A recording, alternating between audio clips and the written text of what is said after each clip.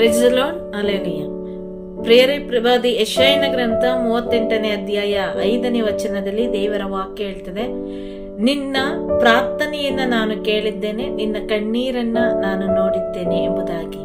ಹೌದು ಪ್ರಿಯರೇ, ದೇವರು ನಮ್ಮ ಪ್ರಾರ್ಥನೆಯನ್ನ ಕೇಳುವಂತ ದೇವರು, ನಮ್ಮ ಕಣ್ಣೀರನ್ನ ನೋಡುವಂತ ದೇವರಾಗಿದ್ದಾರೆ. ನಮ್ಮಲ್ಲಿ ಅನೇಕ ದುಃಖಗಳಿರುವಾಗ, ಅನೇಕ ವೇದನೆಗಳಿರುವಾಗ, ಅನೇಕ ಸಮಸ್ಯೆಗಳಲ್ಲಿ ನಾವು ಸಿಲುಕಿಕೊಂಡು ನಾವು ಒಬ್ಬಂಟಿಗರಾಗಿ ನನಗೆ ಯಾರೂ ಇಲ್ಲ ಎಂಬ ದುಃಖದಲ್ಲಿ, ಆತಂಕದಲ್ಲಿ, ವೇದನೆಯಲ್ಲಿ ಈ ಒಂದು ರೀತಿಯ ಮೂಕ ವೇದನೆಯನ್ನ ಅನುಭವಿಸುವಂತ ನಮ್ಮನ್ನ ನೋಡಿ ದೇವರು ಹೇಳುವಂಥದ್ದು. ಎಷ್ಟೋ ಸಾರಿ ಪ್ರಿಯರೇ, ನಮಗೆ ದುಃಖ ಆದಾಗ ನಾವು ಯಾವಾಗಲೂ ಒಂಟಿಯಾಗಿ ಇರ್ಲಿಕ್ಕೆ ಇಷ್ಟಪಡ್ತೀವಿ.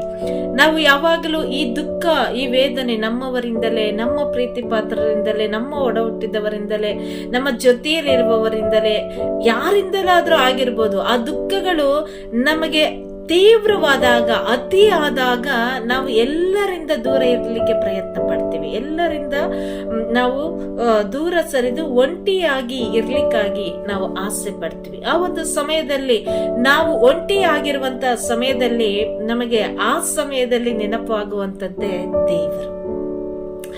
ಪ್ರತಿಯೊಂದು ಸಾರಿ ನೋಡ್ರಿ, ಯಾವ್ದಾದ್ರೂ ಒಂದು ಜೋಕ್ ಮಾಡ್ಕೊಂಡು ಸಂತೋಷವಾಗಿಯೋ ಯಾರ ಜೊತೆ ಬೇಕಾದ್ರೂ ನಾವು ಕಾಲ ಕಳೆದು ಬಿಡ್ತೀವಿ. ಆದರೆ ದುಃಖ ಆದಾಗ ನಮ್ಮ ಈ ಹೃದಯ, ಮನಸ್ಸು ಒಂಟಿಯಾಗಿರ್ಲಿಕ್ಕೆ ಬಯಸ್ತದೆ. ನಮಗೆ ಯಾರ ಜೊತೆಯಲ್ಲೂ ಕೂಡ ಮಾತಾಡ್ಲಿಕ್ಕೆ ಮನಸ್ಸಾಗಲ್ಲ, ಯಾರ ಫೋನ್ ರಿಸೀವ್ ಮಾಡ್ಲಿಕ್ಕಾಗಲ್ಲ. ಏನೋ ಒಂದು ರೀತಿಯ ಭಾವನೆ, ಆ ಭಾವನೆಯಲ್ಲಿ ನಾವು ಸಿಕ್ಕಿ ಹಾಕಿಕೊಂಡಾಗ ನಾವು ಹತಾಶೆಗೆ ಒಳಗಾಗ್ತೀವಿ, ನಿರಾಶೆಗೆ ಒಳಗಾಗ್ತೀವಿ, ದುಃಖಕ್ಕೀಡಾಗ್ತೀವಿ. ಏನ್ ಮಾಡ್ಬೇಕು ಅಂತೇಳಿ ಗೊತ್ತಾಗಲ್ಲ. ಆಗ ನಮಗೆ ನಾವು ಹೋಗುವಂತ ಜಾಗ ಒಂದೇ ಒಂದು, ನಾವು ಮಲಗುವಂತ ಕೋಣೆ. ನಮ್ಮ ಹಾಸಿಗೆಯ ಮೇಲೆ ಹೋಗಿ ಒಂಟಿಯಾಗಿ ಮಲಗ್ತೀವಿ. ಮಲಗುವಾಗ ಆ ಹೃದಯದಲ್ಲಿ ಇರುವಂತ ನೋವು ಕಣ್ಣೀರಾಗಿ ಹೊರಗಡೆ ಬರ್ತದೆ. ಆ ಒಂದೊಂದು ಕಣ್ಣೀರನ್ನು ಆಚೆ ಹಾಕುವಾಗ ನಮ್ಮ ಹೃದಯದಲ್ಲಿರುವಂತ ನೋವನ್ನ ನಾನು ಹೇಳುವಂತದ್ದು ಯಾವುದೋ ಮನುಷ್ಯನ ಬಳಿಯಲ್ಲ, ನನ್ನ ದೇವರನ್ನ ಕೂಗಿ ಕರಿತೀನಿ. ದೇವರೇ, ಯಾಕೆ ಈ ರೀತಿಯಾಗಿ ಆಗ್ತಾ ಇದೆ? ಯಾಕೆ ನನ್ನ ಜೀವನ ಹೀಗೆ? ಯಾಕೆ ಎಲ್ಲರೂ ನನ್ನನ್ನು ದ್ವೇಷ ಮಾಡ್ತಾರೆ? ಯಾಕೆ ಎಲ್ಲರೂ ನನ್ನನ್ನು ಚುಚ್ಚಿ ಮಾತನಾಡ್ತಾರೆ? ಯಾಕೆ ಯಾಕೆ ಪ್ರಶ್ನೆ ಮೇಲೆ ಪ್ರಶ್ನೆಯನ್ನ ನಾವು ಕೇಳುವಂಥದ್ದು ದೇವರನ್ನ. ಆ ಸಮಯದಲ್ಲಿ ದೇವರಿಗೆ ಎಷ್ಟು ದುಃಖ ಇರುವಾಗ ದೇವರಿಗೆ ಎಷ್ಟು ಹತ್ರ ಆಗ್ತೀವಿ ಅಂತ ಹೇಳಿದ್ರೆ, ಅಂತ ಒಬ್ಬ ಸ್ನೇಹಿತ ಬೇರೆ ಯಾವ ಸಮಯದಲ್ಲೂ ಸಿಗಲ್ಲ. ನಮಗೆ ಇಬ್ಬರು ಸ್ನೇಹಿತರಾಗ್ಬಿಡ್ತಾರೆ, ಒಂದು ಕಣ್ಣೀರು, ಒಂದು ದೇವರು. ಕಣ್ಣೀರಿಗಿಂತ ಮಿಗಿಲಾದವರು ನಮ್ಮ ಮೊರೆಯನ್ನ ಕೇಳುವಾತ, ನಮ್ಮ ಹೃದಯದ ಪ್ರಾರ್ಥನೆಯನ್ನ ಆಲಿಸುವಾತ ದೇವರು. ಆ ಒಂಟಿತನದಲ್ಲಿ, ನಿರಾಶೆಯಲ್ಲಿ ಕುಗ್ಗಿ ಹೋಗಿ, ದುಃಖದಲ್ಲಿ, ವೇದನೆಯಲ್ಲಿ ಸೊರಗಿ ಹೋಗಿರುವಂತ ನನ್ನನ್ನ ಈ ಕಣ್ಣೀರಿನ ಮುಖಾಂತರ ನಾನು ಒಂದೊಂದು ಮಾತುಗಳನ್ನ ನನ್ನ ದೇವರೊಂದಿಗೆ, ಮೂಕ ವೇದನೆಯೊಂದಿಗೆ ನಾನು ಹೇಳುವಾಗ ನನ್ನ ಹೃದಯವನ್ನ ಸಮಾಧಾನ ಪಡಿಸುವಂತವರು ನನ್ನ ದೇವರು ಪ್ರಿಯರೇ. ಅದರಿಂದ ದೇವರ ವಾಕ್ಯ ಕೀರ್ತನೆಗಳ ಗ್ರಂಥ 56ನೇ ಅಧ್ಯಾಯದಲ್ಲಿ 8ನೇ ವಚನದಲ್ಲಿ ನೋಡುವಾಗ ಕೀರ್ತನೆಗಾರ ದಾವಿದ ಕೂಡ ಅಲ್ಲಿ ಒಂದು ನುಡಿಯನ್ನ ಹೇಳ್ತಾನೆ. ಏನ್ ಹೇಳ್ತಾನೆ ಅಂತ ಹೇಳಿದ್ರೆ, ನನ್ನ ಅಲೆಮಾರಿತನವನ್ನ ಲೆಕ್ಕವಿಟ್ಟಿರುವೆ ನಿನ್ನಲ್ಲಿ, ನನ್ನ ಕಣ್ಣೀರನ್ನ ಶೇಖರಿಸಿಟ್ಟಿರುವೆ ನಿನ್ನ ಬುದ್ದಲಿಯಲ್ಲಿ, ಆದರೂ ನನ್ನ ಕತೆ ಬರೆದಿದೆ ಅಲ್ಲವೇ ನಿನ್ನ ಪುಸ್ತಕದಲ್ಲಿ ಎಂಬುದಾಗಿ. ಪ್ರಿಯರೇ, ನಮ್ಮ ಅಲೆಮಾರಿತನ, ನೋಡ್ರಿ, ನಾವು ಸಂತೋಷದಲ್ಲಿ ಒಂದು ಸಮೃದ್ಧಿಯ ಜೀವನವನ್ನು ನಡೆಸುವಾಗ ನಮಗೆ ಅಷ್ಟೊಂದು ಯಾರ ದೇವರೊಂದಿಗಿನ ಸಂಬಂಧವನ್ನ ನಾವು ಬೆಳೆಸ್ಕೊಳ್ಳಲ್ಲ, ಸ್ವಲ್ಪ ದೂರನೇ ಇರ್ತೀವಿ.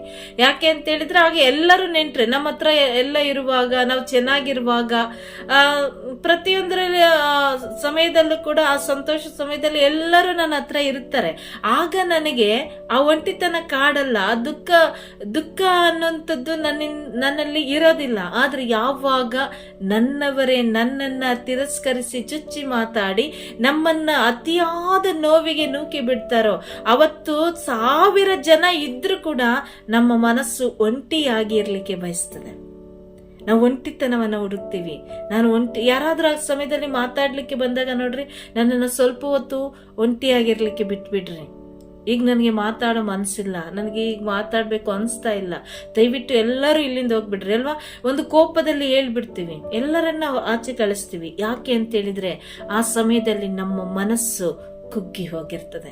ನಾವು ಅತಿಯಾದ ದುಃಖದಲ್ಲಿ ಬಿದ್ದು ಹೋದಾಗ ಯಾರೊಂದಿಗಿನ ಒಡನಾಟವನ್ನ ಕೂಡ ನಾವು ಬಯಸಲ್ಲ. ಆ ಸಮಯದಲ್ಲಿ ನಮ್ಮ ಮತ್ತು ನನ್ನ ದೇವರ ಒಡನಾಟ ಅಲ್ಲಿ ಪ್ರಾರಂಭವಾಗ್ತದೆ. ಪ್ರಿಸರು ಅಲ್ಲೆಲಿಯ. ಅತಿಯಾದ ದುಃಖದಲ್ಲಿರುವಾಗ ನಾನು ಪ್ರಶ್ನೆ ಮಾಡ್ಲಿಕ್ಕೆ ಶುರು ಮಾಡುವಂತದ್ದೇ ದೇವರನ್ನ. ಸಂತೋಷವಾಗಿರುವಾಗ ದೇವರನ್ನ ಬಿಟ್ಟು ಬಿಡ್ತೀನಿ, ದುಃಖ ಬಂದಾಗ ನನ್ನ ದೇವರನ್ನ ಪ್ರಶ್ನೆ ಮಾಡ್ತೀನಿ, ಯಾಕೆ ನನಗೆ ಈ ದುಃಖ, ಯಾಕೆ ನನಗೆ ಈ ಕಣ್ಣೀರು, ಯಾಕೆ ನನಗೆ ಈ ವೇದನೆ, ಯಾಕೆ ನನಗೆ ಸಮಸ್ಯೆ, ನಾನು ಏನ್ ಮಾಡಿದೆ ಅಂತದ್ದು, ನಾನು ಯಾರಿಗೆ ಅನ್ಯಾಯ ಮಾಡಿದ್ದೀನಿ, ನಾನು ಯಾರಿಗೆ ದುಃಖ ಕೊಟ್ಟಿದ್ದೀನಿ, ನಾನು ಮಾಡ್ತಾ ಇರೋದು ದೇವರೇ ಯಾವುದ್ರಲ್ಲಿ ತಪ್ಪಾಗ್ತದೆ. ಕೀರ್ತನೆಗಾರ ದಾವೀದ ಹೇಳ್ತಾನೆ, ನನ್ನ ಅಲೆಮಾರಿತನವನ್ನ ನೀನು ಲೆಕ್ಕ ಇಟ್ಟಿದ್ಯಾ, ನಾನು ಹೇಗಿದ್ದೆ, ಹಿಂದೆ ಹೇಗಿದ್ದೆ, ಈಗ ಹೇಗಿದ್ದೀನಿ, ನನ್ನ ಜೀವನ ಶೈಲಿಗಳು ಹೇಗಿದೆ, ನಾನು ಯಾವ ರೀತಿಯಾಗಿ ಜೀವನ ಮಾಡ್ತಿದ್ದೆ, ಪ್ರತಿಯೊಂದು ಕೂಡ ನನ್ನ ದೇವರಿಗೆ ಗೊತ್ತಿದೆ. ಆದ್ದರಿಂದ ತಪ್ಪು ಮಾಡುವಂಥದ್ದು ಮನುಷ್ಯನ ಸಹಜ ಗುಣ. ಆದ್ರೆ ತಪ್ಪು ಮಾಡಿದ ಮೇಲೆ ಅದನ್ನ ತಿದ್ದುಕೊಂಡು ನಡೆಯುವುದನ್ನೇ ದೇವರು ಬಯಸುವಂಥದ್ದು. ಹಾಗಂತೇಳಿ ನಾವು ಪಾಪನೇ ಮಾಡಲ್ಲ, ನಾವು ಮೋಸನೇ ಮಾಡಲ್ಲ, ನಾವು ಸುಳ್ಳೇ ಹೇಳಲ್ಲ ಅಂತೇಳಿ ಅಲ್ಲ. ನಾವು ಬಲಹೀನರು. ಯಾವಾದಾದ್ರೂ ಒಂದು ಸಂದರ್ಭದಲ್ಲಿ ನಾವು ಬಿದ್ದು ಹೋಗ್ತೀವಿ. ಬಿದ್ದು ಹೋಗದಾಗ ತಕ್ಷಣವೇ ನಾವು ಎದ್ಬಿಡು. ಅದಕ್ಕಾಗಿ ಜ್ಞಾನೋಕ್ತಿಗಳ ಗ್ರಂಥದಲ್ಲಿ ದೇವರ ವಾಕ್ಯದಲ್ಲಿ ದೇವರು ಹೇಳ್ತಾರೆ, ನೀತಿವಂತನು 7 ಸಾರಿ ಬಿದ್ದರೂ ಕೂಡ ಅವನು ಮೇಲಕ್ಕೆ ಎದ್ದು ಬಿಡ್ತಾನೆ. ಕಾರಣ ಪಶ್ಚಾತ್ತಾಪವೆಂಬ ಹೃದಯದಿಂದ ಅವನು ಎದ್ದು ಹೊರಗಡೆ ಬರ್ತಾನೆ. ಯಾವಾಗ ಮನುಷ್ಯನಲ್ಲಿ ಪಶ್ಚಾತ್ತಾಪ ಉಂಟಾಗ್ತದೋ ಆ ಪಶ್ಚಾತ್ತಾಪದ ಹೃದಯವನ್ನ ದೇವರು ನೋಡುವಂಥದ್ದು. ನಾವು ಯೆಶಾಯ ಪ್ರವಾದಿ ಗ್ರಂಥದಲ್ಲಿ ನೋಡ್ತೇವೆ, 55:4 ವಚನದಲ್ಲಿ ದೇವರು ಹೇಳ್ತಾರೆ, ಪಶ್ಚಾತ್ತಾಪ ಪಡುವಂತ ದೀನ ಹೃದಯದೊಂದಿಗೆ ನಾನು ಇರ್ತೇನೆ ಅಂತೇಳಿ. ಅಂದ್ರೆ ಇಲ್ಲಿ ನಾವು 38ನೇ ಅಧ್ಯಾಯ 5ನೇ ವಚನವನ್ನ ನೋಡುವಾಗಲೂ ಕೂಡ ಈ ಒಂದು ವಚನ ಹಿಜ್ಕೀಯನಿಗೆ ದೇವರು ಹೇಳುವಾಗ ಹಿಜ್ಕೀಯನ ಮನಸ್ಥಿತಿ ಕೂಡ ಅಷ್ಟೊಂದು ನೋವಿನಿಂದ ತುಂಬಿ ಹೋಗಿತ್ತು, ದುಃಖದಲ್ಲಿತ್ತು.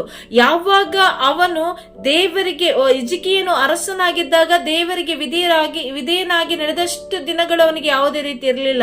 ಯಾವಾಗ ದೇವರಿಗೆ ಅವಿಧೇಯನಾದನೋ ಅವಾಗ ಅವನಲ್ಲಿ ಒಂದು ರೋಗ ಕಾಣಿಸಿಕೊಂಡ ತಕ್ಷಣ ಆ ರೋಗದಲ್ಲಿ ಅವನು ಬಹಳ ನರಳುವಂತ ಸಮಯದಲ್ಲಿ ಅವನಿಗೆ ಯೆಶಾಯ ಪ್ರವಾದಿಯ ಮುಖಾಂತರ ದೇವರು ಹೇಳ್ತಾರೆ, ನೋಡು ಈ ರಾತ್ರಿ ಹಿಜ್ಕೀಯನಿಗೆ ಹೋಗಿ ಹೇಳು, ಈ ದಿನದಲ್ಲಿ ಅವನು ಏನೇನು ಅವನ ಕುಟುಂಬಕ್ಕೆ ಏನೆಲ್ಲ ಸೌಕರ್ಯ ಮಾಡಬೇಕು, ಕುಟುಂಬವನ್ನ ಕುಟುಂಬದ ಜವಾಬ್ದಾರಿ, ಅವನ ಕುಟುಂಬದ ಜವಾಬ್ದಾರಿ ಏನಿದೆಯೋ ಅದೆಲ್ಲವನ್ನ ಕೂಡ ಅವನು ಇವತ್ತು ಮಾಡ್ಬಿಡ್ಲಿ, ಅವನು ನಾಳೆ ಸಾಯ್ಬೇಕು. ಇದನ್ನ ಯೆಶಾಯ ಪ್ರವಾದಿಯ ಮುಖಾಂತರ ದೇವರು ಹೇಳಿ ಕಳಿಸ್ತಾರೆ ಹಿಜ್ಕೀಯನಿಗೆ. ಹಿಜ್ಕೀಯ ಬಂದು ಯೆಶಾಯ ಪ್ರವಾದಿಯ ಹತ್ರ ಹೇಳ್ತಾನೆ, ನೋಡು ದೇವರು ಹೇಳಿದ್ರು ಈ ರೀತಿಯಾಗಿ ನೀನ್ ನಿನ್ನ ಕುಟುಂಬವನ್ನ ಜವಾಬ್ದಾರಿಯುತವಾಗಿ ಏನ್ ಮಾಡ್ಬೇಕು ಎಲ್ಲ ಕಾರ್ಯವನ್ನ ಮಾಡಿ ರಾತ್ರಿಯನ್ನು ಮುಗಿಸ್ಬಿಡು, ದೇವರು ಈ ರೀತಿಯಾಗಿ ಹೇಳಿದ್ದಾರೆ ಅಂತ ಹೇಳುವಾಗ ಹಿಜ್ಕೀಯ ಪ್ರವಾದಿ ತನ್ನ ಮನಸ್ಸಿನ ಆಲೋಚನೆಗಳನ್ನೆಲ್ಲ ಹೊರಗೆ ಹಾಕದ, ನಾನು ಎಲ್ಲಿ ತಪ್ಪು ಮಾಡಿದೆ, ನನ್ಗೆ ಯಾಕೆ ಈ ಶಿಕ್ಷೆ ಬಂತು, ನಾನು ಏನ್ ಮಾಡಿದೆ, ಪ್ರತಿಯೊಂದನ್ನು ಕೂಡ ನಾವು ಮೇಲಕ್ಕಾಗ್ತೀವಿ. ಒಂದು ಕಷ್ಟ ಬಂದಾಗ, ಒಂದು ಕಣ್ಣೀರು ಬಂದಾಗ ಅದಕ್ಕೆ ನಾವು ಕಾರಣಗಳನ್ನ ಹುಡುಕ್ತೀವಿ. ಯಾಕೆ ಹೀಗಾಯ್ತು, ಯಾಕೆ ಅವ್ರು ಹಿಂಗಂದ್ರು, ಯಾಕೆ ನನಗೆ ದುಃಖ ಬಂತು, ಇದನ್ನ ಹುಡುಕ್ಬೇಕು ನಾವು. ಆಗ ಹಿಜ್ಕೀಯನ್ ಏನ್ ಮಾಡಿದ, ಈ ಮಾತುಗಳನ್ನ ಯೆಶಾಯ ಪ್ರವಾದಿಯ ಬಾಯಿಂದ ಕೇಳಿದಂತ ಈ ಮಾತುಗಳನ್ನ ಕೇಳ್ಬಿಟ್ಟು ಯೆಶಾಯ ಪ್ರವಾದಿಯನ್ನ ಹಿಜ್ಕೀಯ ಪ್ರಶ್ನೆ ಮಾಡ್ಲಿಲ್ಲ. ದೇವರು ನಾನು ಅರಸನ ಆಗಿದ್ದಾಗ ನನ್ನನ್ನ ಮುಂದುವರೆಸಿದ್ರು, ನನ್ನನ್ನ ಎಲ್ಲ ಸ್ಥಳಗಳಲ್ಲೂ ನನಗೆ ಜಯವನ್ನ ಕೊಟ್ರು, ನಿನ್ನ ಹತ್ರ ಹೇಳೋ ಬದಲು ದೇವರು ನನ್ನ ಹತ್ರನೇ ಹೇಳ್ಬೋದಾಗಿತ್ತಲ್ವಾ, ನೀನೇನ್ ನನಗೆ ಹೇಳೋದು ಅಂತೇಳಿ ಹಿಜ್ಕೀಯ ದರ್ಪವನ್ನ ತೋರ್ಲಿಲ್ಲ, ತಿರಸ್ಕಾರ ಮಾಡಲಿಲ್ಲ ಯೆಶಾಯನ ಪ್ರವಾದಿಯ ಮಾತುಗಳನ್ನ. ಬದಲಾಗಿ ಅವನು ಯೆಶಾಯ ಪ್ರವಾದಿಯ ಬಾಯಿಂದ ಕೇಳಿದಂತ ನುಡಿಗಳನ್ನ ಕೇಳಿದ ತಕ್ಷಣವೇ ಅವನು ಏನ್ ಮಾಡಿದ, ಗೋಡೆಯ ಕಡೆಗೆ ತಿರುಗಿ ದೇವರಿಗೆ ಮೊರೆ ಇಟ್ಟ. ದೇವರೇ ಸರಿ, ನಾನು ನಿನಗೆ ವಿರುದ್ಧವಾಗಿ ತಪ್ಪುಗಳನ್ನು ಮಾಡಿದ್ದೀನಿ, ಪಾಪಗಳನ್ನು ಮಾಡಿದ್ದೀನಿ, ನಾನು ಒಪ್ಕೋತೀನಿ, ಆದ್ರೂ ಕೂಡ ಅದರಲ್ಲಿ ಕೆಲವು ಒಳ್ಳೆಯವುಗಳನ್ನ ಮಾಡಿದ್ದೀನಲ್ಲ ಸ್ವಾಮಿ, ಆ ಒಳ್ಳೆಯವುಗಳನ್ನ ನೆನಪಿಗೆ ತಂದುಕೊಂಡು ನನ್ನ ಮೇಲೆ ಕರುಣೆ ತೋರು ಎಂಬುದಾಗಿ ಪ್ರಿಯನೇ, ಅವನ ಪಶ್ಚಾತ್ತಾಪದ ಕಣ್ಣೀರಿನ ಪ್ರಾರ್ಥನೆಯನ್ನ ದೇವರು ಆಲಿಸಿ ಅದೇ ರಾತ್ರಿಯಲ್ಲಿ ಯೆಶಾಯ ಪ್ರವಾದಿಗೆ ಹೇಳ್ತಾರೆ, ನನ್ನ ಮಗನ ಪ್ರಾರ್ಥನೆಯನ್ನ ನಾನು ಆಲಿಸಿದ್ದೇನೆ. ಏನು ನಿನಗೆ ಹೇಳಿದ್ನೋ, ಹಿಜ್ಕೀಯನು ಸತ್ತು ಹೋಗ್ತಾನೆ ಅಂತೇಳಿ, ಅದೇ ಹಿಜ್ಕೀಯನಿಗೆ ಹೋಗಿ ಈಗ ನೀನು ಹೇಳು, ನಿನ್ನ ದೇವರು ನಿನ್ನ ಪ್ರಾರ್ಥನೆಯನ್ನ ಕೇಳಿದ್ದಾರೆ, ನಿನ್ನ ಕಣ್ಣೀರನ್ನ ನೋಡಿದ್ದಾರೆ, ನಿನ್ನ ಆಯುಷ್ಗೆ 15 ವರ್ಷಗಳನ್ನ ಸೇರಿಸಿ ನೀನು ಇನ್ನು 15 ವರ್ಷಗಳು ಬದುಕುವಂತೆ ನಿನ್ನನ್ನು ಆಶೀರ್ವದಿಸಿದ್ದಾರೆ ಅಂತೇಳಿ ಹೋಗಿ ಹೇಳು ಎಂಬುದಾಗಿ. ಪ್ರಿಯರು, ಇವತ್ತು ನಮಗೆ ಅನೇಕ ದುಃಖಗಳಿರ್ಬೋದು, ನಮ್ಮವರೇ ನಮ್ಮನ್ನ ಗಾಯಗೊಳಿಸಿರ್ಬೋದು, ನಮ್ಮ ವೇದನೆಗಳು ನಮ್ಮ ದುಃಖಗಳು ನಮ್ಮನ್ನ ಕುಗ್ಗಿಸ್ತಾ ಇರ್ಬೋದು. ನನಗೆ ಈ ಜೀವನ ಬೇಡ, ಸಾಕು ದೇವರೇ ಅಂತೇಳಿ ಮುರೇಡುವಷ್ಟು ದುಃಖ ನಮ್ಮಲ್ಲಿರ್ಬೋದು. ಆದ್ರೆ ಆ ದುಃಖದ ಅಲಗನ್ನ ಸಂತೋಷವಾಗಿ ಮಾರ್ಪಡಿಸ್ಲಿಕ್ಕೆ ನನ್ನ ಮತ್ತು ನಿಮ್ಮ ದೇವರಿಂದ ಮಾತ್ರ ಸಾಧ್ಯ, ಯೇಸುವಿನಿಂದ ಮಾತ್ರವೇ ಸಾಧ್ಯ. ಯಾವಾಗ ಯೇಸು ಕ್ರಿಸ್ತರಲ್ಲಿ ನಾವು ಒಂದಾಗಿ ಬಿಡ್ತೇವೋ, ಯೇಸು ಕ್ರಿಸ್ತರನ್ನ ನಮ್ಮ ಹೃದಯದ ಅರಸನನ್ನಾಗಿ ಒಡೆಯನನ್ನಾಗಿ ಒಮ್ಮೆ ನಾವು ಸ್ವೀಕರಿಸಿದ ಮೇಲೆ ಯಾವುದೇ ಕಾರಣಕ್ಕೂ ದೇವರು ನಮ್ಮನ್ನ ಎಂದಿಗೂ ತೊರೆಯೋದಿಲ್ಲ, ನಮ್ಮನ್ನ ಬಿಟ್ಟು ಬಿಡೋದಿಲ್ಲ. ಜನ 1000 ಹೇಳ್ಬೋದು, ಆದರೆ ನನ್ನನ್ನ ಪ್ರೀತಿಸುವಂತ ದೇವರು, ನನ್ನನ್ನು ಅನುಗ್ರಹಿಸಿರುವಂತ ದೇವರು, ನನ್ನನ್ನು ಆಶೀರ್ವದಿಸಿರುವಂತ ದೇವರು, ಲೋಕದ ಜನರೆಲ್ಲ ನಮ್ಮನ್ನು ತೊರೆದ್ರು ಕೂಡ ನಮ್ಮನ್ನ ಪ್ರೀತಿಸುವಂತ ದೇವರು ಎಂದಿಗೂ ನಮ್ಮನ್ನ ತೊರೆಯುವುದಿಲ್ಲ. ಅವರು ನಮ್ಮ ಪ್ರಾರ್ಥನೆಯನ್ನ ಆಲಿಸುವಂತ ದೇವರು, ನಮ್ಮ ಕಣ್ಣೀರನ್ನ ನೋಡಿ ನಮ್ಮ ಪ್ರಾರ್ಥನೆಗೆ ಸದುತ್ತರವನ್ನ ಕೊಡುವಂತ ದೇವರು, ನಮಗೆ ಸಮಾಧಾನವನ್ನ ಕೊಡುವಂತ ದೇವರು. ಪ್ರಿಯರೇ, ಆ ದೇವರು ಹೇಗೆ ಅಂತ ಹೇಳಿದ್ರೆ ಆತನ ಪ್ರೀತಿಯನ್ನ ವರ್ಣಿಸ್ಲಿಕ್ಕೂ ಕೂಡ ನಮ್ಮ ಕೈಯಿಂದ ಸಾಧ್ಯ ಇಲ್ಲ. ಯಾರೆಲ್ಲ ನಮ್ಮನ್ನ ತೊರೆದು ಹೋದ್ರು ನಮ್ಮನ್ನ ತೊರೆಯದಂತ ಪ್ರೀತಿ ಯೇಸುವಿನಲ್ಲಿ ಮಾತ್ರ ಇದೆ. ಯೇಸು ಒಬ್ಬರೇ ನಮಗೆ ಒಬ್ಬ ಏನಂತ ಹೇಳ್ಬೋದು, ತಂದೆಯಾಗಿ, ತಾಯಿಯಾಗಿ, ಸಂಗಾತಿಯಾಗಿ, ಸಹೋದರನಾಗಿ, ಸಹೋದರಿಯಾಗಿ ಪ್ರತಿಯೊಂದು ಸಮಯದಲ್ಲೂ ಕೂಡ ನಮ್ಮ ಜೊತೆಯಲ್ಲಿದ್ದು ನಮ್ಮನ್ನು ಮುನ್ನಡೆಸುವಂತ ದೇವರು ಯೇಸು. ಅದಕ್ಕಾಗಿ ಹಿಜ್ಕೀಯನ ಈ ಒಂದು ಪ್ರಾರ್ಥನೆಯನ್ನ ಆಲಿಸಿರುವಂತ ದೇವರು ಖಂಡಿತವಾಗಿಯೂ ನಮ್ಮ ಒಬ್ಬೊಬ್ಬರ ಪ್ರಾರ್ಥನೆಗಳನ್ನ ಆಲಿಸುವಂತ ದೇವರಾಗಿದ್ದಾರೆ. ಅವರು ನಮ್ಮ ಕಣ್ಣೀರನ್ನು ನೋಡುವಂತ ದೇವರಾಗಿದ್ದಾರೆ. ನಮ್ಮ ಅನೇಕ ಸಮಸ್ಯೆಗಳಿರ್ಬೋದು, ನಾವು ಸಮಸ್ಯೆಗಳನ್ನು ನೋಡಿ ಬದುಕುವಂತವರಲ್ಲ, ನಾವು ಸಮಸ್ಯೆಗಳ ಮಧ್ಯದಲ್ಲಿ ನಮ್ಮ ದೇವರನ್ನ ಎದುರು ನೋಡುತ್ತಾ ಬದುಕುವವರು. ದೇವರನ್ನ ಎದುರು ನೋಡುವಾಗ, ದೇವರ ಕೃಪೆಯ ಆಶೀರ್ವಾದವನ್ನ ನಾವು ಎದುರು ನೋಡುವಾಗ ಖಂಡಿತವಾಗಿಯೂ ನಮ್ಮನ್ನ ಒಮ್ಮೆ ಪ್ರೀತಿಸಿದಂತ ದೇವರ ಪ್ರೀತಿಯಿಂದ ನಮ್ಮನ್ನ ಯಾರು ಕೂಡ ಬೇರ್ಪಡಿಸ್ಲಿಕ್ಕೆ ಸಾಧ್ಯ ಇಲ್ಲ. ಕ್ರಿಸ್ತನ ಪ್ರೀತಿಯಿಂದ ನಮ್ಮನ್ನ ಬೇರ್ಪಡಿಸ್ಲಿಕ್ಕೆ ಅದು ಎಂಥದ್ದೇ ಆಗಿರಲಿ, ಅವ್ರು ಯಾರೇ ಆಗಿರ್ಲಿ, ಎಷ್ಟೇ ನೋವು ಕೊಟ್ಟಿರ್ಲಿ, ಯಾವುದೇ ಸಮಸ್ಯೆ ಇರಲಿ, ರೋಗ ಇರಲಿ, ಚಿಂತೆಗಳಿರ್ಲಿ, ಪೇಚಾಟಗಳಿರ್ಲಿ, ನನ್ನ ಯೇಸುವಿನ ಪ್ರೀತಿಯಿಂದ ಅದು ಬೇರ್ಪಡಿಸ್ಲಿಕ್ಕೆ ಸಾಧ್ಯನೇ ಇಲ್ಲ. ನನ್ನ ದೇವರು ಖಂಡಿತವಾಗಿಯೂ ನನ್ನ ಪ್ರಾರ್ಥನೆಗೆ ಕಿವಿಗೊಟ್ಟೆ ಕೊಡ್ತಾರೆ. ಅದಕ್ಕಾಗಿ ದೇವರ ವಾಕ್ಯವನ್ನು ನಾವು ಆಲಿಸುವಾಗ, ಕ್ರಿಸ್ತನ ಪ್ರೀತಿಯ ಮೌಲ್ಯಗಳನ್ನು ನಾವು ಅರ್ಥ ಮಾಡಿಕೊಳ್ಳುವಾಗ, ಯೇಸುಸ್ವಾಮಿ ಹೇಳ್ತಾರೆ ಯೆಶಾಯ ಪ್ರವಾದಿ 49ನೇ ಅಧ್ಯಾಯ 15ನೇ ವಚನದಲ್ಲಿ, ಎತ್ತ ತಾಯಿ ನಿಮ್ಮನ್ನ ಮರೆತು ಹೋಗ್ಬೋದು, ಆಕೆ ಒಂದು ವೇಳೆ ನಿನ್ನನ್ನ ಮೊಲೆ ಹಾಲನ್ನು ಉಣಿಸುವಂತ ಆ ಮಗುವನ್ನ ಆಕೆ ಒಂದು ವೇಳೆ ಮರೆತು ಹೋಗ್ಬೋದು, ಅಥವಾ ನಿಮ್ಮ ತಂದೆ ತಾಯಿಗಳು ನಿಮ್ಮ ಮಾತುಗಳಿಗೆ ಕಿವಿಗೊಡದೆ ಹೋಗ್ಬೋದು, ನಿಮ್ಮ ಮಕ್ಕಳು ಕೊಡದೆ ಹೋಗ್ಬೋದು, ನಿನ್ನ ಗಂಡ ಕೊಡದೆ ಹೋಗ್ಬೋದು, ನಿನ್ನ ಪ್ರಾರ್ಥನಾ ತಂಡದವರು ಕಿವಿಗೊಡದೆ ಹೋಗ್ಬೋದು, ಅವರೆಲ್ಲ ನಿಮ್ಮನ್ನ ತಿರಸ್ಕಾರ ಮಾಡ್ಬೋದು, ಅವಮಾನ ಮಾಡ್ಬೋದು, ದುಃಖಕ್ಕೀಡು ಮಾಡ್ಬೋದು. ನೀವು ಎಂತ ಪರಿಸ್ಥಿತಿಯಲ್ಲಿ ಸಾಲದ ಹೊರೆಯಲ್ಲಿ ಸಿಕ್ಕಾಕೊಂಡಿರ್ಬೋದು, ಸಾಲಗಾರರು ನಿಮ್ಮನ್ನ ಹೀಯಾಳಿಸಿ ಕುಗ್ಗಿಸಿ ನೀವು ಸೋತು ಹೋಗುವಂತ ಮಾತುಗಳನ್ನ ಅವ್ರು ಆಡ್ತಾ ಇರ್ಬೋದು. ಆದ್ರೆ ಯೇಸು ಹೇಳ್ತಾರೆ, ಯಾರೆಲ್ಲ ನಿನ್ನನ್ನ ಹೀಯಾಳಿಸಿದ್ರು, ಯಾರೆಲ್ಲ ನಿನ್ನನ್ನ ದುಃಖಕ್ಕೀಡು ಮಾಡಿದ್ರು, ಯಾರೆಲ್ಲ ನಿನ್ನನ್ನ ತೊರೆದು ಹೋದ್ರು, ನಿನ್ನವರೇ ನಿನ್ನನ್ನ ದೂರ ಮಾಡಿದ್ರು ಕೂಡ ನಾನು ನಿನ್ನನ್ನ ತೊರೆಯುವುದಿಲ್ಲ, ನಾನು ನಿನ್ನನ್ನು ದೂರ ಮಾಡುವುದಿಲ್ಲ. ಎತ್ತ ತಾಯಿಯ ಪ್ರೀತಿಗಿಂತಲೂ ಮಿಗಿಲಾಗಿ ನಾನು ನಿನ್ನನ್ನು ಪ್ರೀತಿಸುತ್ತೇನೆ ಎಂಬುದಾಗಿ ಪ್ರಭು ಯೇಸು ನಮಗೆ ನುಡಿಯುವಂತ ದೇವರಾಗಿದ್ದಾರೆ. ಪ್ರಿಯರೇ, ಆದ್ದರಿಂದ ನಮ್ಮ ಒಬ್ಬೊಬ್ಬರ ಕಣ್ಣೀರಿನ ಪ್ರಾರ್ಥನೆ ಖಂಡಿತವಾಗಿಯೂ ದೇವರು ಕೇಳುವಂತವರಾಗಿದ್ದಾರೆ. ನಾವು ವಿಶ್ವಾಸದಲ್ಲಿ, ನಂಬಿಕೆಯಲ್ಲಿ ನಾವು ಪ್ರಾರ್ಥನೆ ಮಾಡುವಾಗ ನನಗೆ ನಂಬಿಕೆ ಇರಬೇಕು. ನಾನು ನಂಬುವಾಗ ಮಾತ್ರವೇ ನಾನು ದೇವರಿಂದ ಫಲವನ್ನ ಪಡೆದುಕೊಳ್ಳಲಿಕ್ಕೆ ಸಾಧ್ಯ. ನನ್ನ ನಂಬಿಕೆ ಇಲ್ಲದೆ, ನನ್ನಲ್ಲಿ ವಿಶ್ವಾಸ ಇಲ್ಲದೆ ನಾನು ಏನೋ ಒಂದು ಪ್ರಾರ್ಥನೆ ಮಾಡಿ ಆ ಪ್ರಾರ್ಥನೆಗೆ ಫಲ ಸಿಗುತ್ತಾ ಅಂತ ಹೇಳಿ ಅನುಮಾನದಲ್ಲಿ ನಾನು ಎದುರು ನೋಡ್ತಾ ಇದ್ರೆ ಆಗಲ್ಲ. ಒಂದು ಸಾರಿ ನಾನು ಪ್ರಾರ್ಥಿಸಿದ ಮೇಲೆ ಅದನ್ನ ದೇವರು ಖಂಡಿತವಾಗಿಯೂ ನನಗೆ ಕೊಟ್ಟೇ ಕೊಡ್ತಾರೆ. ಅವರು ಕೊಟ್ಟಾಯ್ತು ಎಂಬ ನಂಬಿಕೆಯೊಂದಿಗೆ ನಾನು ಜೀವಿಸುವಾಗ ಮಾತ್ರವೇ ಆ ಪ್ರಾರ್ಥನೆಯ ಮೌಲ್ಯ ನಮಗೆ ಮುಂದಿನ ದಿನಗಳಲ್ಲಿ ಗೊತ್ತಾಗುವಂಥದ್ದು.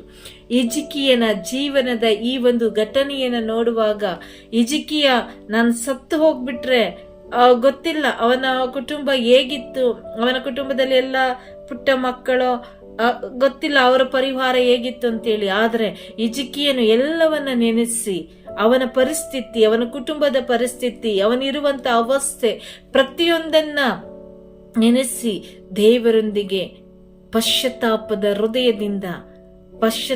ಹೃದಯದಿಂದ ದೇವರ ಕಡೆಗೆ ತಿರುಗಿ ಮಂಡಿಯೂರಿ ಕರಗಳನ್ನೆತ್ತಿ ದೇವರಿಗೆ ಮೊರೆ ಇಡ್ತಾನೆ.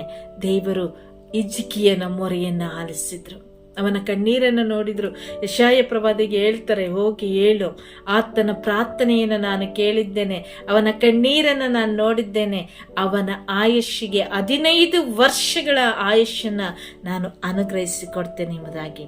ಪ್ರಿಯರೇ, ಇದು ಯಾವುದು ಮನುಷ್ಯನ ಮಾತಲ್ಲ, ಇದು ನನ್ನನ್ನ ನಿಮ್ಮನ್ನ ಸೃಷ್ಟಿ ಮಾಡಿದಂತ ಸೃಷ್ಟಿಕರ್ತನ ನುಡಿ. ಇದು ಈ ಜನ ಎಲ್ಲ ಹೇಳ್ಬೋದು, ನಿನ್ನ ಪ್ರಾರ್ಥನೆಯನ್ನ ದೇವರು ಕೇಳಲ್ಲ, ನೀನು ಆಗ್ ಮಾಡ್ಬಿಟ್ಟಿದ್ಯಾ, ಹೀಗ್ ಮಾಡ್ಬಿಟ್ಟಿದ್ಯಾ, ನಿನಗೆ ದುಃಖ ಬರ್ಲಿಕ್ಕೆ ಕಾರಣ ನೀನು ಏನೋ ಮಾಡಿರ್ಬೇಕು. ಜನಗಳ ಮಾತಿಗೆ ಯಾವತ್ತೂ ಕಿವಿಗೊಡ್ಬೇಡ್ರಿ, ದೇವರ ವಾಕ್ಯಕ್ಕೆ ಕಿವಿಗೊಡ್ರಿ. ನಾವೇನೇ ತಪ್ಪುಗಳನ್ನ ಮಾಡಿದ್ರು, ನಾವ್ ಎಂತ ದುಷ್ಟ ಕಾರ್ಯಗಳನ್ನ ಮಾಡಿದ್ರು ಕೂಡ ದೇವರು ನಮ್ಮನ್ನು ಬಿಟ್ಕೊಡಲ್ಲ. ಒಂದಲ್ಲ ಒಂದು ದಿನ ನಾನು ಬದಲಾಗ್ತೀನಿ ಎಂಬ ನಂಬಿಕೆಯೊಂದಿಗೆ ದೇವರು ಸದಾಕಾಲ ತಮ್ಮ ಕರಗಳನ್ನ ಚಾಚಿ ನಮ್ಮನ್ನು ಅಪ್ಪಿಕೊಳ್ಳಲು ಕಾಯ್ತಾ ಇರ್ತಾರೆ.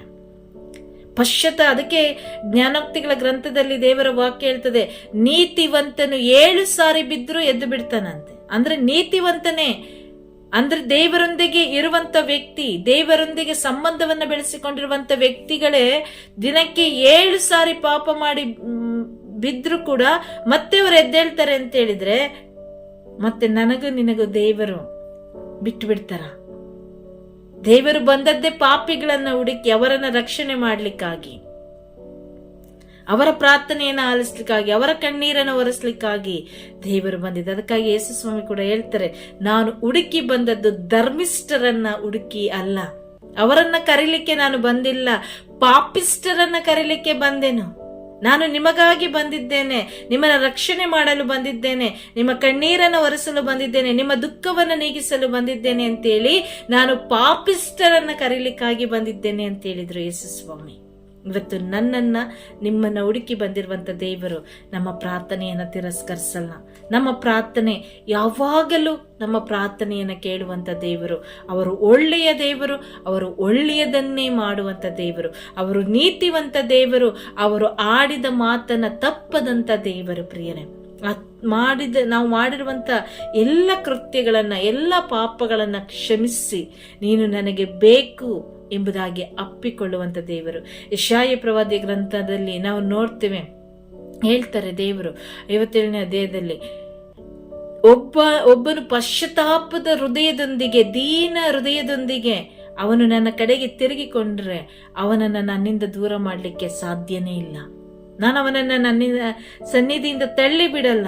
ಪಶ್ಚಾತ್ತಾಪದ ಹೃದಯದೊಂದಿಗೆ ನಾನು ಸದಾ ಕಾಲ ಇರ್ತೀನಿ, ನಾನು ಅವರೊಂದಿಗೆ ಇರ್ತೀನಿ ಎಂಬುದಾಗಿ ದೇವರ ವಾಕ್ಯ ಹೇಳ್ತದೆ.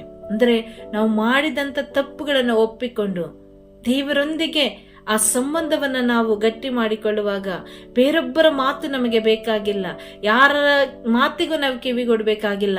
ದೇವರ ವಾಕ್ಯಕ್ಕೆ ಕಿವಿಗೊಟ್ಟು ಯೇಸು ಹೇಳಿದಂತೆ ನಾವು ಕೇಳುವಾಗ ಯೇಸುವಿನ ಪ್ರೀತಿಯನ್ನ ಅನುಭವಿಸಿದ್ರೆ ಸಾಕು. ಯೇಸುವಿನ ಪ್ರೀತಿಯನ್ನ ಅನುಭವಿಸಿದ್ರೆ ಸಾಕು. ಯೇಸು ನನಗಾಗಿ ಮಾಡಿದಂತ ಕಾರ್ಯಗಳನ್ನ ನೆನೆಸಿ ಅವರಿಗೊಂದು ಕೃತಜ್ಞತೆಯನ್ನು ಸಲ್ಲಿಸುತ್ತಾ ನಮ್ಮೆಲ್ಲ ಪ್ರಾರ್ಥನಾ ಕೋರಿಕೆಗಳನ್ನು ಸಮರ್ಪಿಸಿದ್ರೆ ಸಾಕು. ದೇವರು ತನ್ನ ಪ್ರೀತಿಯ ಆ ಮೌಲ್ಯದಲ್ಲಿ, ಆ ಕೃಪೆಯಲ್ಲಿ ನಮ್ಮನ್ನು ತುಂಬಿಸುವಂತವರಾಗಿದ್ದಾರೆ. ಆದ್ದರಿಂದ ನಾವು ಯಾವುದಕ್ಕೂ ಹೆದರದೆ ನಮ್ಮ ಪ್ರಾರ್ಥನೆಯನ್ನ ದೇವರು ಕೇಳ್ತಾರೆ. ನನ್ನ ಕಣ್ಣೀರಿನ ಪ್ರಾರ್ಥನೆಯನ್ನ ದೇವರು ಆಲಿಸಿದ್ದಾರೆ. ನನಗೆ ಈಗ ಬಿಡುಗಡೆ ಸಿಕ್ಕಾಯಿತು, ನನಗೆ ಸೌಖ್ಯ ಸಿಕ್ಕಾಯಿತು, ನನಗೆ ಸಮಾಧಾನ ಸಿಕ್ಕಾಯಿತು ಎಂಬ ಆ ಸಂತೋಷದ ನೆಮ್ಮದಿಯ ಜೀವ